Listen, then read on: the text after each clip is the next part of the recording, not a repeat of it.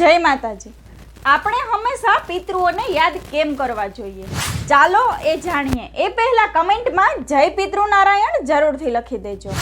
આપણા ઘરના આંગણે કોઈ પણ સત્કાર્ય થઈ રહ્યું છે તો આપણે પિતૃઓને જરૂરથી યાદ કરવા જોઈએ, કેમ કે આપણે કોઈ યજ્ઞ કરીએ છીએ ત્યારે આપણે ખુશ તો હોઈએ જ છીએ, પણ આપણા પિતૃઓને યાદ કરીએ એટલે એ યજ્ઞનું ફળ વિશેષ પ્રાપ્ત થાય છે। એટલા માટે જે ગત પિતૃઓ છે તેને યાદ કરવા ખૂબ જ જરૂરી માનવામાં આવે છે, અને જો એ રાજી હશે તો તમારો આખો પરિવાર ખૂબ રાજી રહેશે। પિતૃઓ 3 વસ્તુઓ આપે છે, કઈ કઈ એ ચાલો જાણીએ। કોઈ વ્યક્તિ જે પિતૃઓની આરાધના કરે છે તેને પિતૃઓ આ 3 વસ્તુઓ જરૂરથી આપે છે। એક છે સંપત્તિ, બીજું છે સંતતિ અને ત્રીજું છે સંમતિ।